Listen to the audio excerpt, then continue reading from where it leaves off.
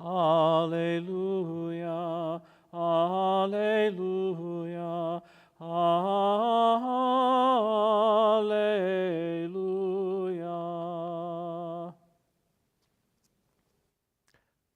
The Holy Gospel according to John.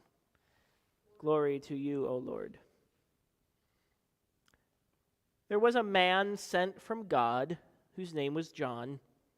He came as a witness to testify to the light so that all might believe through him. He himself was not the light, but he came to testify to the light. This is the testimony given by John when the Jews sent priests and Levites from Jerusalem to ask him, "Who are you?" He confessed and did not deny it, but confessed, "I am not the Messiah." And they asked him, "What then? Are you Elijah?" He said, "I am not." "Are you the prophet?" He answered, "No." Then they said to him, "Who are you? Let us have an answer for those who sent us. What do you say about yourself?" He said, "I am the voice of one crying out in the wilderness. Make straight the way of the Lord, as the prophet Isaiah said."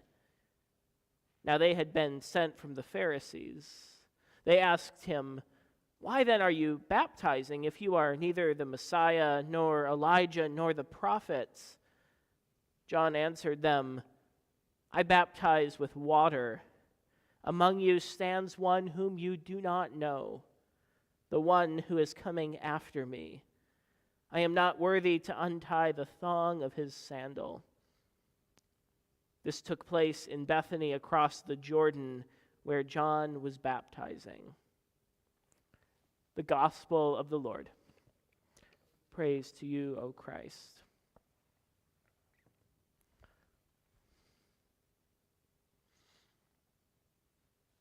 I admit it, I'm one of those people who puts up their Christmas decorations as soon as the last trick-or-treater leaves the doorstep. And Christmas lights especially might be one of the things I love most about this time of year. I was especially delighted when I saw on the Nextdoor app that I use a new feature for the 2020 holiday cheer map, where neighbors can share that their homes are decorated so that others can go around and enjoy their lights and other festive holiday decor. It's not an uncommon holiday occurrence in my darkened apartment to be lit up by nothing more than the glow of the lights on my Christmas tree or the strand of lights around my window. I love the way that each bulb is made even brighter by the dark that envelops it. To a point, I can't even see the bulb or the wire anymore, only the brightness and the glow of each light. In a way, you could say the dark helps me to see the light better. In this week's gospel reading, we continue the story of the peculiar figure of John the Baptist. But unlike Mark's version of John from last week, clothed as he is in camel's hair and on a strict diet of locusts and wild honey, the John of the Gospel of John, no relation, by the way, is a bit different and a bit more philosophical. Set within the gospel writer's stunning introduction, stretching back to the creation of the cosmos, we get a non-traditional nativity story, if you can call it that. The Word that was in the beginning with God and that was God. The light that was the life of all people. The light that no darkness can overcome. And then a shift, something a bit more ordinary. There was a man sent from God. His name was John. He wasn't the light, but he came to testify to the light, to bear witness to the light, to prepare the way for the light, and to help our eyes adjust to it, to make the light known and visible so that we might experience it for ourselves.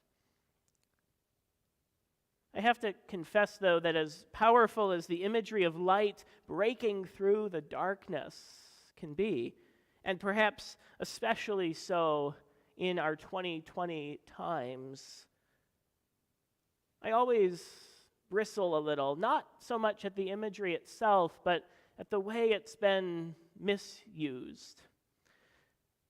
Traditionally, Advent is this season where we look forward to the coming of the dawn, to the coming of the light that dispels the darkness, lighting candle after candle on our Advent wreath.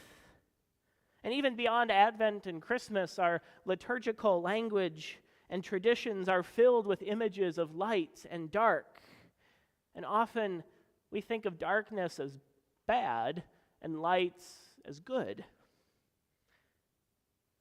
Living in a predominantly white community and worshiping in a predominantly white church, in a predominantly white denomination, I often think about the ways that our perceptions of darkness and light have spilled over into our assumptions about race and color.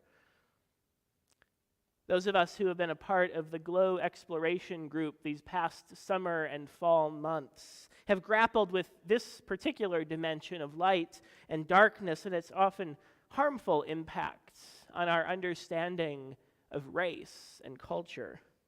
The ways that the value we place on light and whiteness is often equated with holiness and purity, and often at the expense of our siblings of color. This week, I think that John's story helps us push back against such a limited, harmful understanding of darkness and light. Light needs darkness in order to give off light. We might even say that light without darkness is meaningless.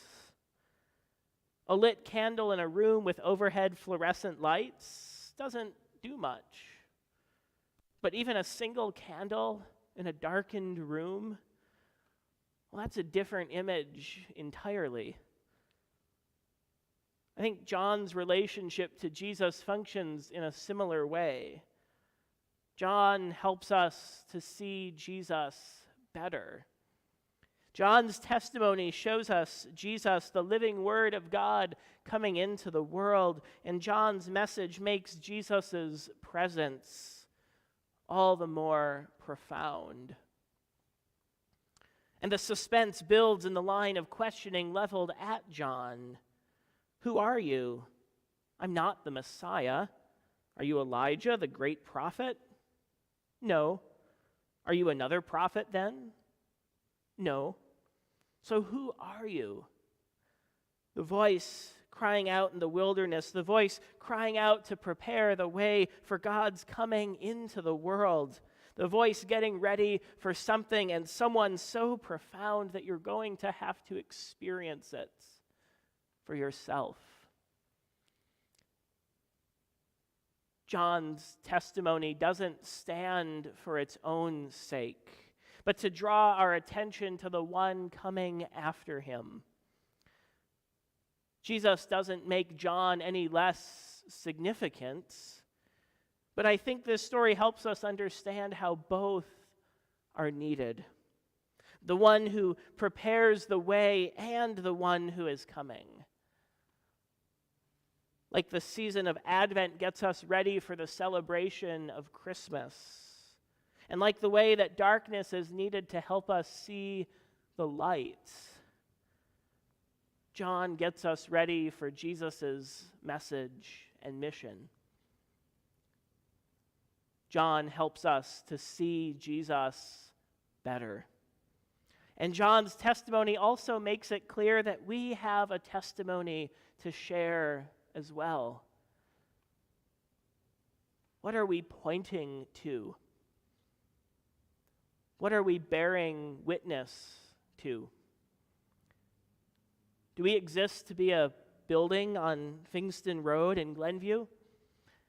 Or are we like the voice crying out, getting others ready for a message so profound and so life-giving that they have to experience it for themselves?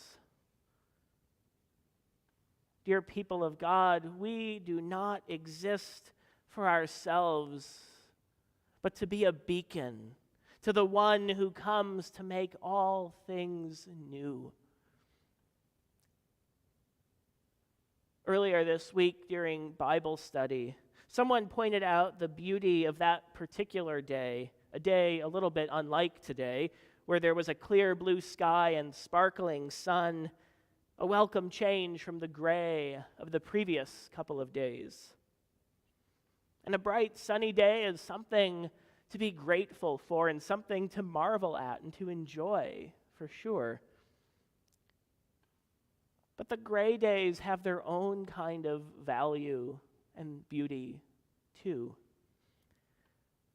The gray days cast long shadows in my apartment and make the Christmas lights around my kitchen window shine all the more brightly and magically. In these gray days of pandemic, of loneliness and isolation, of grief and despair, what are we testifying and bearing witness to? We have the duty and delight to make God's light coming into the world known and visible, to bear witness to love in the midst of hatred, hope in the midst of despair, life in the midst of brokenness.